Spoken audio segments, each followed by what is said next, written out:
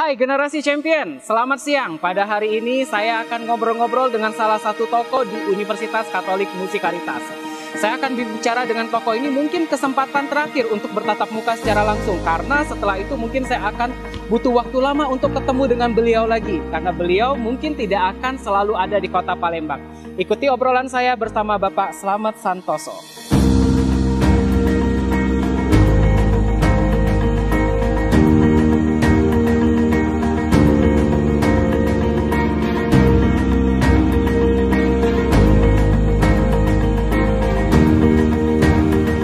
Halo Pak, apa kabar?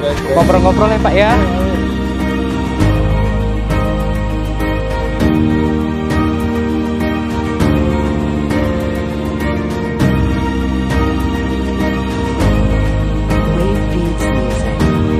Siang Pak.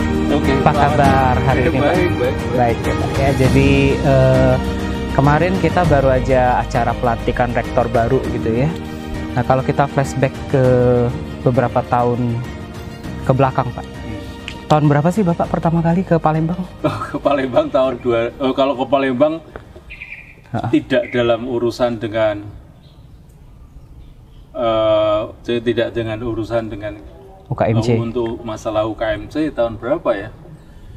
Mungkin 2005 2006 gitu lah. Lupa persisnya. Itu untuk kepentingan asesor Pak atau gimana? Itu pas apa ya? PON. Oh, pas PON. Saya kira 2006 itu.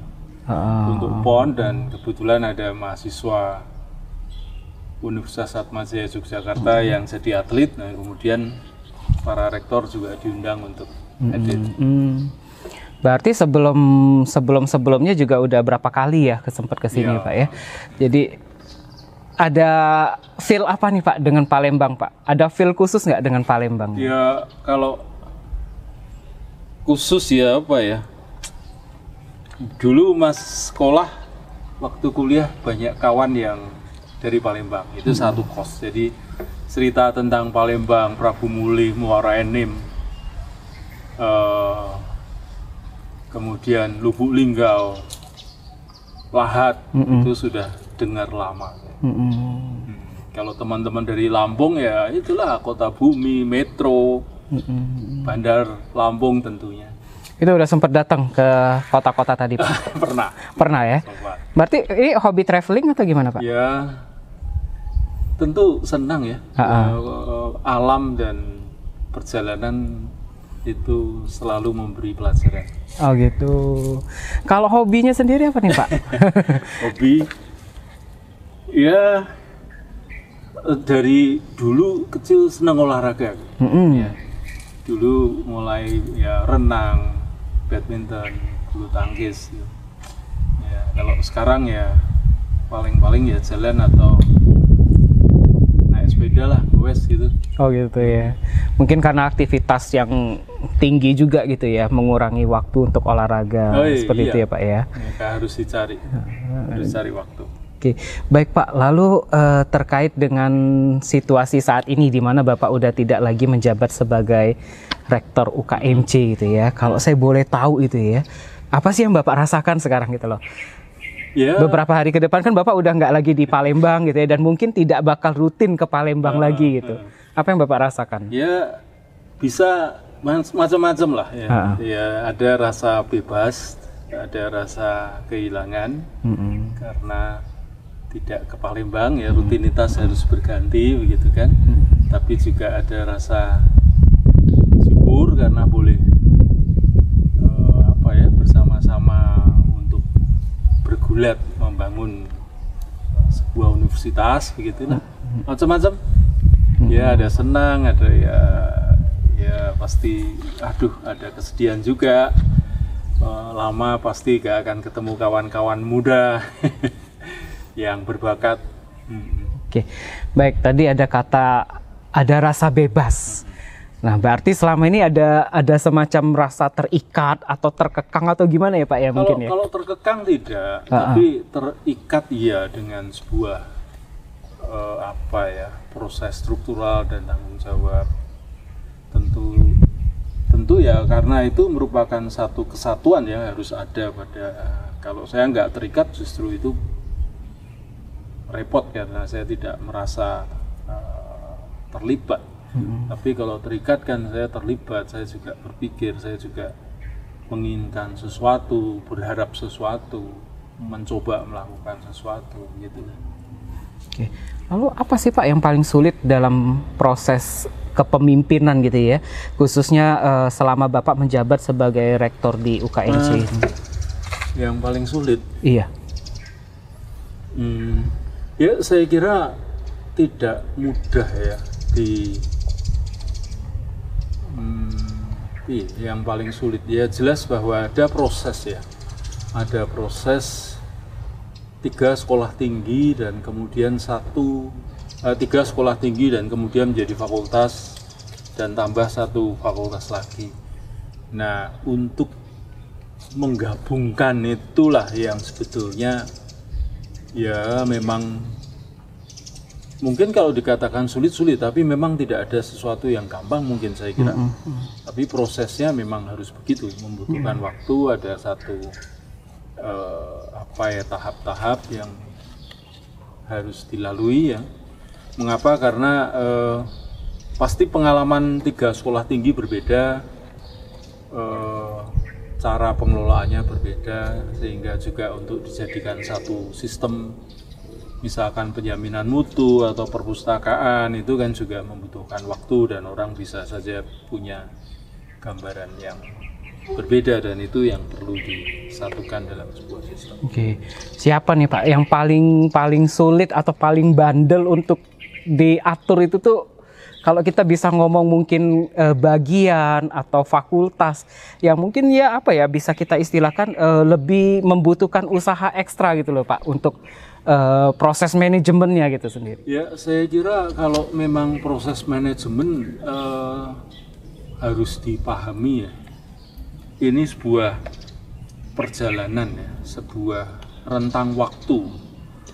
Nah kalau misalkan bicara tentang sekolah tinggi sebelum digabung, ya, saya kira STE dan STT itu memang sudah berada di dalam satu koridor Kementerian Pendidikan dan Kebudayaan, sehingga memang hal-hal yang ada di situ sudah diikuti.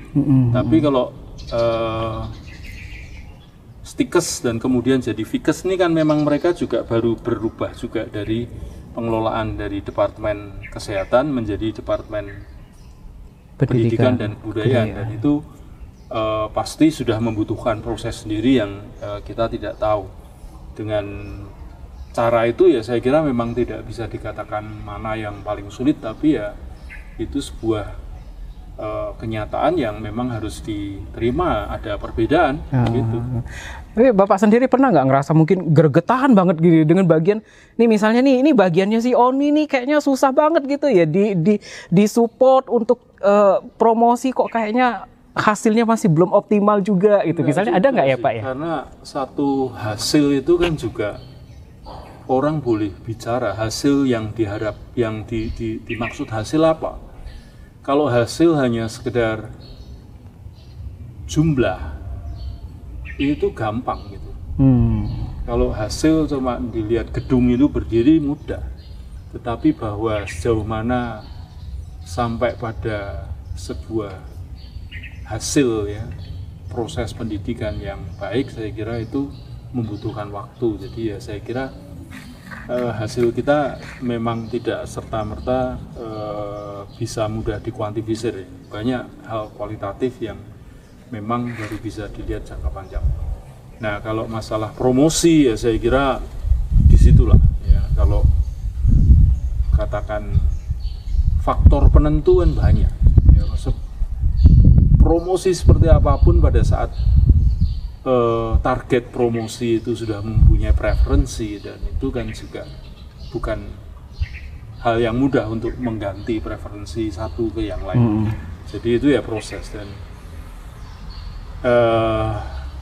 yang menjadi beda lagi bahwa target katakan calon mahasiswa itu dia hanya memilih sekali, tapi kalau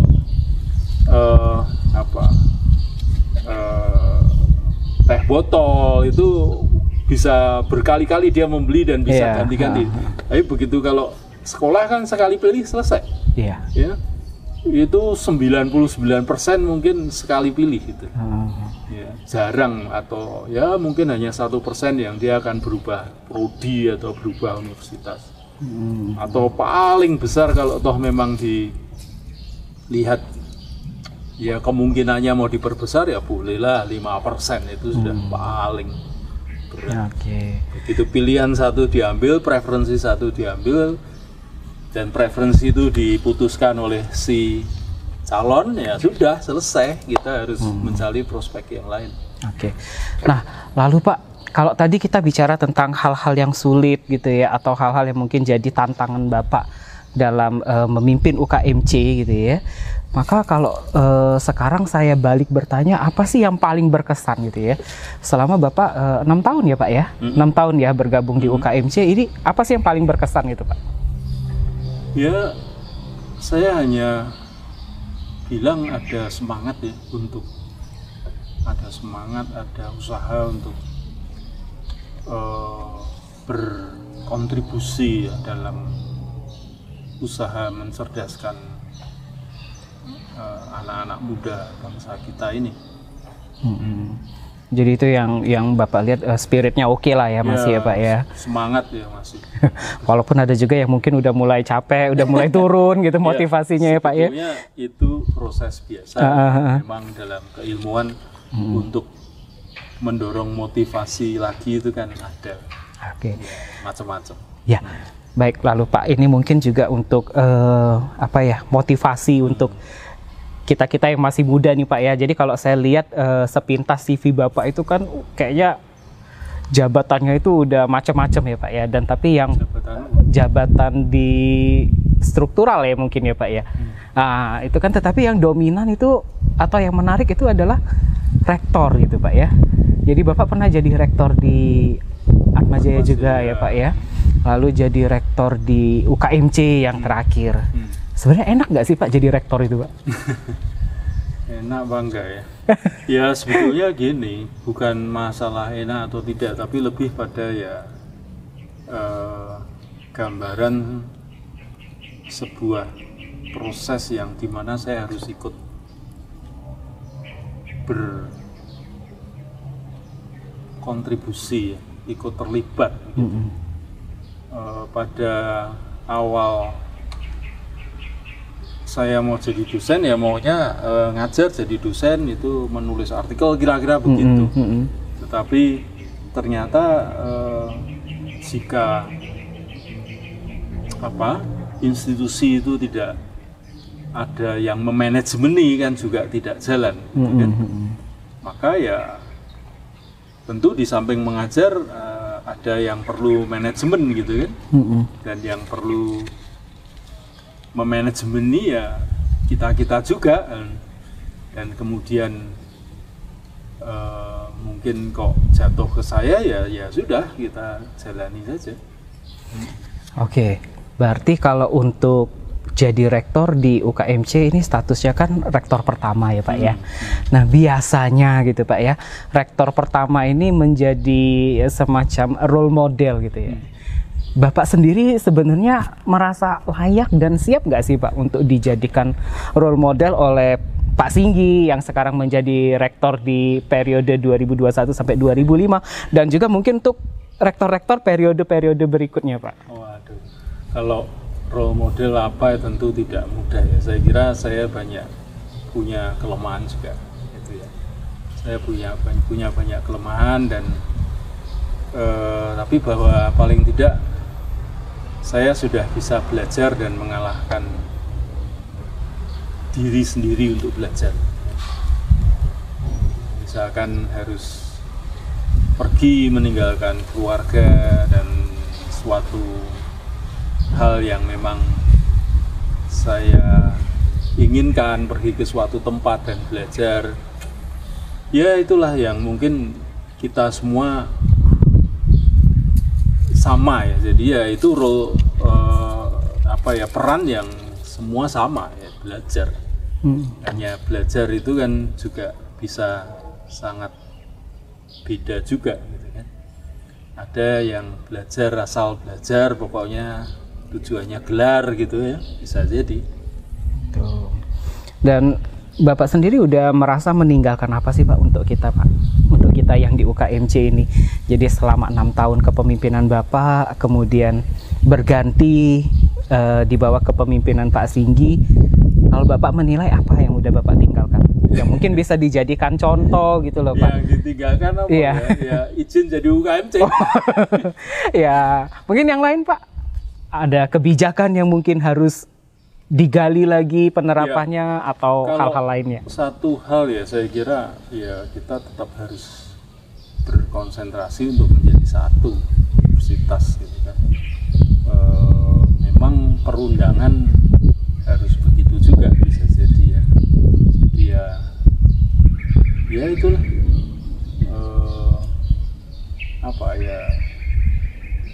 sesuatu yang pasti akan berubah. Jadi tidak ada sesuatu sesuatu yang ditinggalkan akan tetap ya. Kecuali ya sejarah bahwa ya UKMC berdiri tahun 2015 sampai tahun 2021 rektornya saya gitu aja. Tapi bahwa tinggalan-tinggalan yang lain akan hilang dengan berjalannya waktu.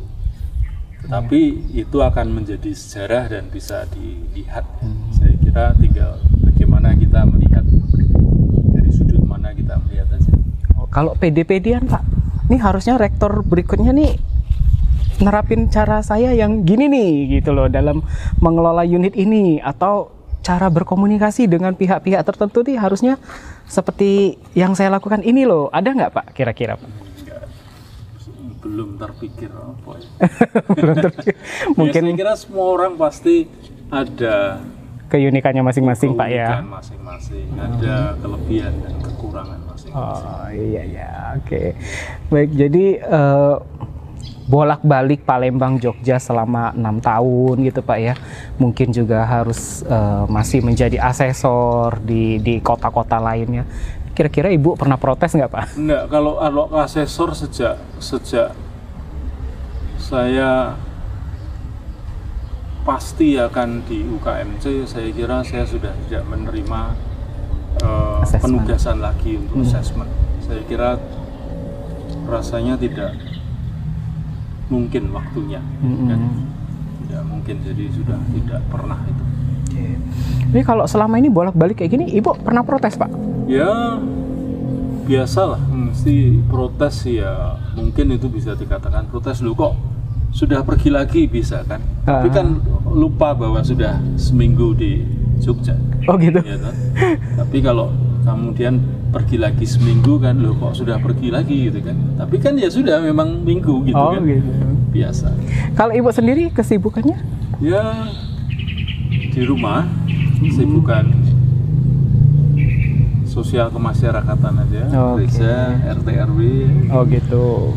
Dan dengan kondisi yang Bapak harus pindah-pindah Palembang Jogja mungkin dalam waktu per 1 minggu di setiap kotanya, itu masih bisa fokus Pak.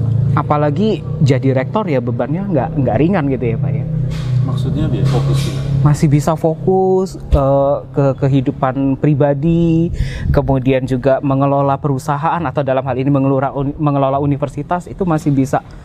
Fokusnya masih bisa dipastikan baik ya Pak ya di setiap ininya ya. Kalau fokus iya, jadi ya mesti kalau bahkan ke Palembang kita sudah dengar sedikit obrolan lewat komunikasi WhatsApp gitu kan sudah membantu sedikit gambaran situasi apa dan kira-kira akan seperti apa nanti di minggu depan. Saya pernah nggak Pak di Palembang kepikiran nih ada satu anak yang di Thailand ya Pak ya, saya dengar ya, kerja di Thailand ya, anak yang dulu kerja di Thailand. Ya, itu pernah nggak misalnya ya lagi UKMC lagi banyak masalah yang harus segera diselesaikan, kemudian juga ada yang jadi pikiran di rumah. Nah itu kira-kira pernah kejadian nggak selama ini Pak? Ya seperti apa kan tidak cukup jelas masalahnya, tapi kalau kepikiran pasti ada, tetapi bahwa itu mengganggu saya kira tidak. Ya, kalau itu mengganggu tidak, tapi kepikiran ya, dan saya kira dengan teknologi sekarang agak mudah kan? Telepon lewat WA atau lewat apa mudah sekali, atau FaceTime gitu kan mudah sekali. di usia Bapak yang sekarang, dan dari cerita yang saya dengar gitu ya, anak-anak sudah menikah, kemudian sudah kerjanya bagus, ya secara ekonomi, secara kasat mata saya lihat tadi sudah sangat mapan gitu ya. Kenapa Bapak masih mau capek-capek loh? Kayak tadi ya, jadi asesor, kemudian jadi rektor, terus saya dengar juga masih ngajar di beberapa universitas sebagai dosen tamu. Sebenarnya apa yang Bapak cari dari semua kalau itu? Ngajar, saya hanya tetap di Atmaja dan UGM saja. Saya tidak mengajar di tempat lain. Itu cukup bagi saya. Dan apa yang Bapak cari sebenarnya? Ya sebetulnya sebuah kontribusi ya. Kontribusi yang saya sadari, sebuah proses berbagi yang saya yakin bahwa pendidikan dan belajar ya. Belajar itu, pendidikan, belajar dan hasil belajar itu akan berpengaruh baik untuk bangsa dan negara ya, dalam jangka panjang ya. Maka saya juga ingin berbagi dengan kawan-kawan bagaimana saya juga menyaksikan dengan rasa syukur gitu kan, anak-anak muda yang dilatih oleh para pelatihnya, oleh para dosennya ya, di tempat lain ya. Yang paling dekat misalkan Singapura misalkan. Kan itu juga banyak mahasiswa, banyak dosen di situ, dan dosen itu kan sebagai coach melatih mahasiswa untuk terampil accounting, untuk bisa melakukan proses accounting yang benar sehingga keputusan perusahaan bisa baik dan perusahaan maju. Dan kalau perusahaan maju, orang akan menjadi ya,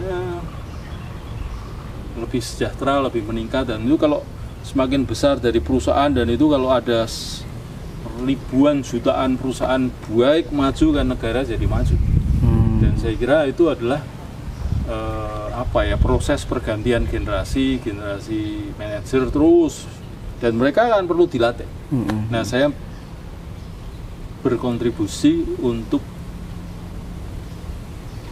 ya berbagi pengetahuan dan melatih kawan-kawan muda untuk bisa mendapatkan pengetahuan dan keterampilan yang kira-kira maunya seimbang dengan keterampilan pengetahuan mental gitu kan dari kawan-kawan muda yang ada di negara lain ya, karena belajar itu saya kira masalah mental, dan ada spirit di situ ya. Spirit bukan ya, ada jiwa di situ. Kalau orang nggak punya mental ya, orang nggak punya mental belajar ya, dia tidak pernah antusias dalam belajar ya, akhirnya dia hanya sekedarnya.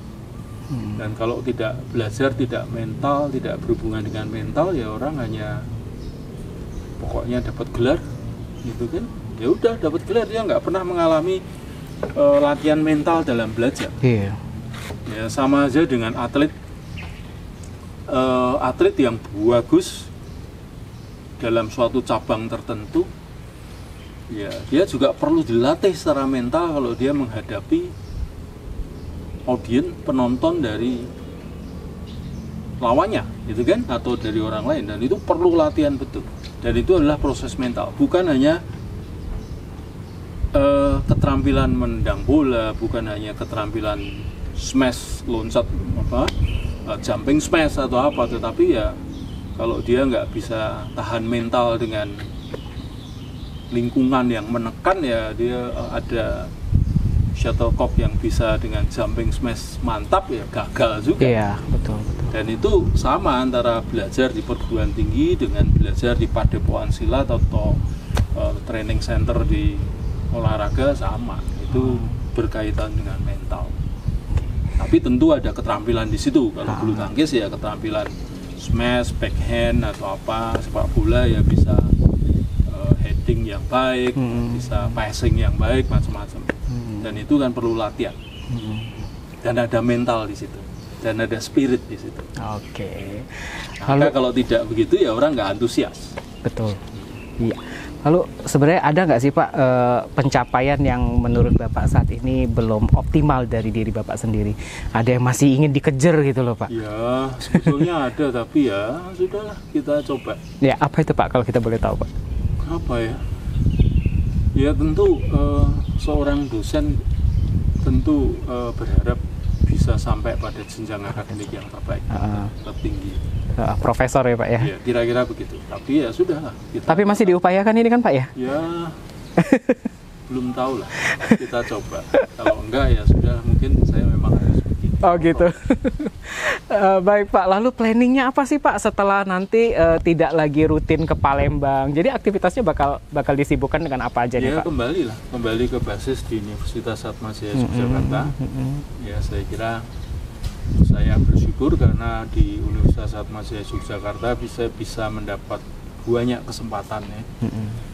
Di antara keseluruhan kesulitan, mungkin dari keseluruhan masalah keuangan yang dirasakan oleh pengurus yayasan waktu itu, kemudian saya diberi uangnya belajar sana ke Amerika.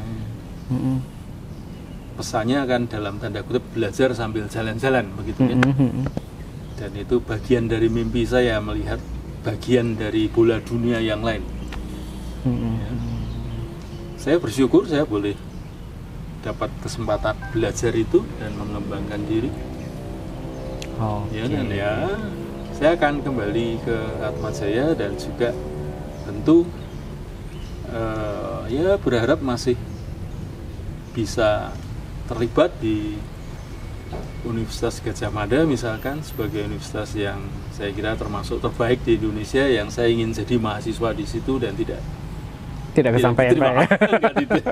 Tidak kesampaian ya? Tidak kesampaian, tapi saya bisa belajar di situ. Nanti di Atmajaya Jogja itu ada jabatan yang dipimpin juga nanti Pak di sana? Enggak ya, jadi aktivitasnya ngajar gitu ya Pak ya? Tridharma aja mungkin ya? Oke, baik, terakhir nih Pak, mungkin ada bagian terakhir dari obrolan kita kali ini, mungkin Bapak bisa memberikan satu pesan atau motivasi untuk kita semua yang saat ini juga masih harus berjuang ekstra gitu ya Pak ya, untuk mengembangkan UKMC gitu ya, kemudian juga untuk ya semakin membuat masyarakat itu menaruh kepercayaan kepada UKMC. Ya, apa ya? Ya, usaha untuk yang terbaik dalam proses pendidikan ya. Itu proses yang luas, education luas, bukan hanya sekedar sekali lagi teknik ya, bukan sekedar skills, tetapi juga termasuk mental, termasuk spirit. Kalau dikatakan spiritual bukan masalah agama, tapi masalah ya kejiwaan, semangat yang memang bisa menjadi dasar orang untuk punya antusiasme ya, atau passion di situ atau di pekerjaannya. Kalau dia belajar accounting ya dia punya passion untuk paham akuntansi dan punya passion juga untuk bisa menggunakan keterampilan itu dengan benar dan baik. Ya macam-macam lah ya, saya kira untuk kesehatan juga demikian ya, jelas perlu mental, spirit, passion dan antusiasme dalam belajar. Oke, baik, jadi harapannya nanti tetap bisa sesekali mampir ke UKMC ya Pak ya. Pasti, itulah yang tentu sangat ditunggu-tunggu. Iya, balik ini Pak ke makanan favorit apa Pak? Makanan favorit lah itu yang jadi masalah itu. Kenapa Pak? Karena iya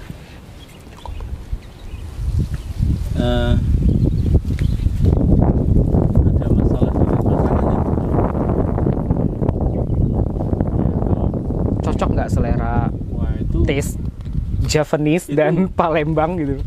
Itu yang jadi masalah sebetulnya. Karena kalau saya sudah kembali ke Jogja agak sulit cari makanan Palembang. Itu yang jadi masalah. Cari pempek ada sih, hanya ya Taste-nya beda mungkin ya. Tentu beda. Ya. Lain lah ya. Makanan saya oke, saya cocok. Ya, saya bersyukur saya bisa cocok dengan cukup banyak macam-macam makanan. Ya. Dan ya saya senang itu dengan macam-macam. Ya, entah itu makanan barat atau daerah ya. Nggak masalah kalau makanan. Tapi ya masalahnya tidak semua yang khas makanan di Palembang ada di Jogja gitu aja. Oh gitu. Tapi yang paling cocok itu dengan makanan apa Pak di Palembang Pak? Kalau pempek kan oke lah ya, pempek udah banget gitu ya. Kalau ya saya nggak tahu, nggak lu ingat saya. Tapi kalau pindang itu ya wis udah oke Pak ya.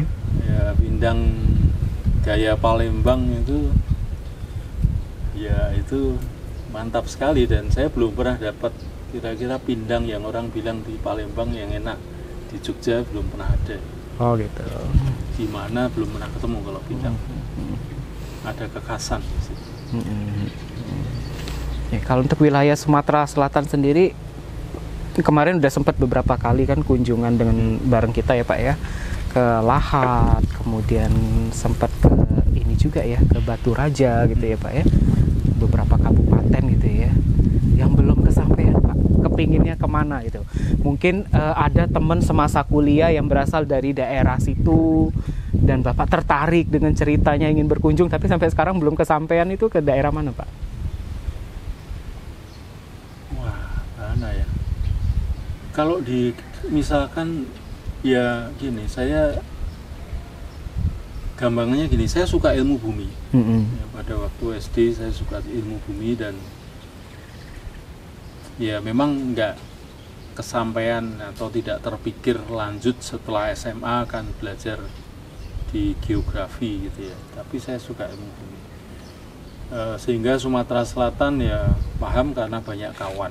Tapi dari gambaran ilmu bumi yang belum sempat didatangi ya pantai barat Sumatera lah kira-kira, Bengkulu lah. Tapi kalau Padang pernah ya, Padang, Sibolga gitu.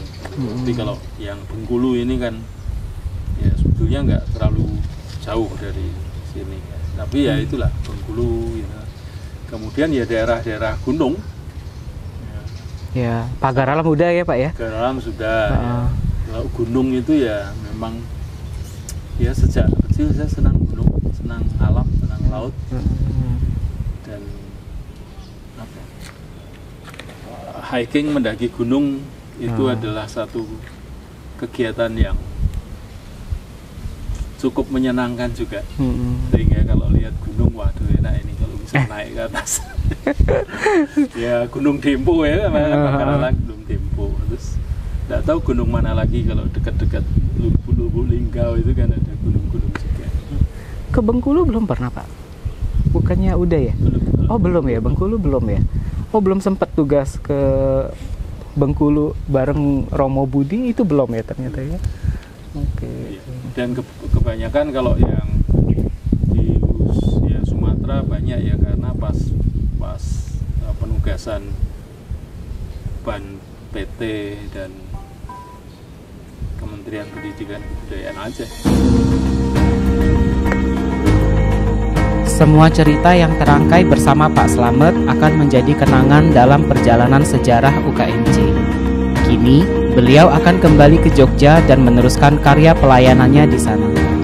Nasihat dan pesan pribadi pun sempat beliau berikan kepada saya di akhir obrolan kami.